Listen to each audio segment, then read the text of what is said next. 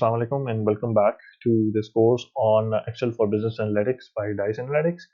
And we are actually starting section 4 of our course.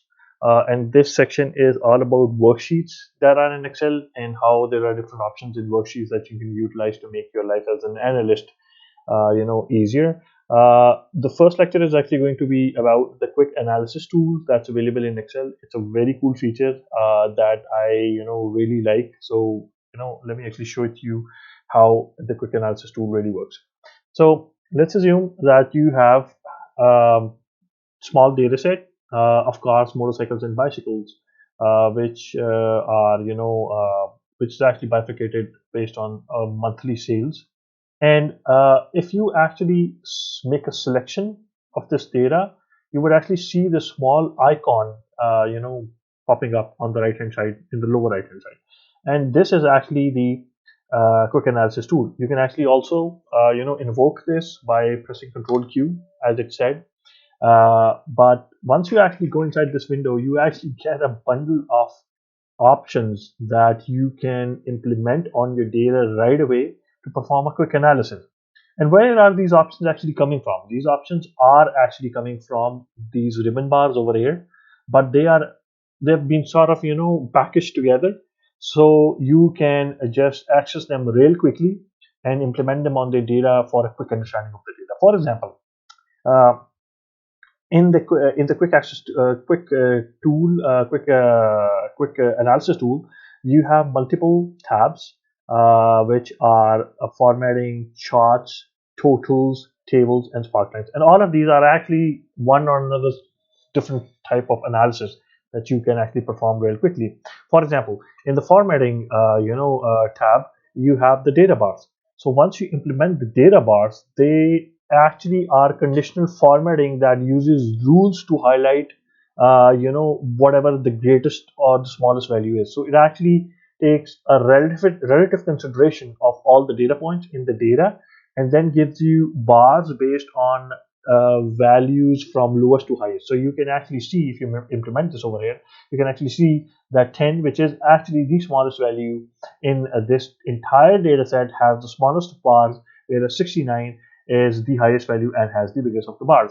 So let's do some other quick analysis. For example, you can actually also add colors on top of that. I shouldn't be using both of them together, but because that could be confusing. But let's try colors. So over here again, you see that the lowest of the values have the most have a red color in general, whereas the highest of the values have the green color. So these rules are actually based on this conditional formatting, and these options of data bars and color scales are actually available in conditional formatting over here as well. But the quick analysis tool actually gives you this packaged quick access to all the tools that you would require in order to actually gain insight into your data real quickly. You can actually also implement icon sets with this. You can also set rules that I want to look at a value that's greater than let's say 15, and I want the system to highlight it by filling in the green. So all the values which are actually greater than 15, which is again 90% of all the 95% of all the values that are in this data set, are actually turned green because they are greater than 15. Let's actually try something different, something else. How about I ask it to give me a top 10%? So it's actually giving me a top 10% instantly that this value of 69 is actually the in the top 10% of your data. You can actually clear these rules out by clicking clear over here. You can then implement some real quick fire charts real quickly from going, by actually going into charts. And you can actually just select the data and select the chart real quickly rather than having to go into insert and then actually, inserting some sort of chart. You can actually do it from over here as well. So different charts are actually available over here. Well, if you click more, it's actually going to give you access directly to the insert chart pop-up that's also available in the insert tab in the top ribbon. In addition to that, what else can you do over here? You can actually add totals. So you can actually add the sum, you can add the average of all the columns, you can add the count, you can add the percentage of the total, you can add a running total, you can add a sum, uh, you can actually also add an average, you can add a count. So again, these counts were on a row-wise basis, and these counts are on a column basis. So that's the primary difference. Or you can actually even have a running total.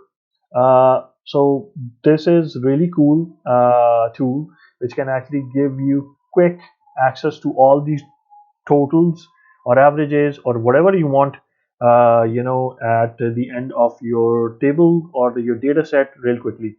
Let's look at the tables you can actually make from over here. You can actually make really quick tables from over here, or actually also invoke a pivot table real quickly from over here. The pivot tables, we are actually going to discuss them briefly later in this lecture, but right now I'm not going to go deeply into this. But you can actually call a pivot table from over here directly as well.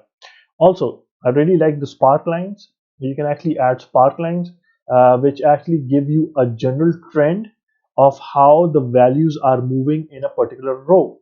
So you can see that 10 is right at the bottom, whereas 52 is right at the top and 18 is right at the bottom. Whereas on the other hand, you see that we have an inverted trend over here in the spark lines, because 57 is right here at the top, then we have 38 there is right here at the bottom, and then we move up towards 47. So another really cool tool, or cool visualization that you can add to your data set. How about column sparkling? We can add those, or you can actually also add a win loss graph over here. That's not making a lot of sense because we don't have a lot of deviation in our data set, but this is something that is available to all the analysts at their fingertips. You can just simply make the selection, and this quick analysis tool just simply pops up at the right corner, or you can actually just press Control Q and get quick access to this. So I hope you make good use of this quick analysis tool for your analysis of any time, and I hope you enjoyed this lecture, and let's see you guys in the next lecture.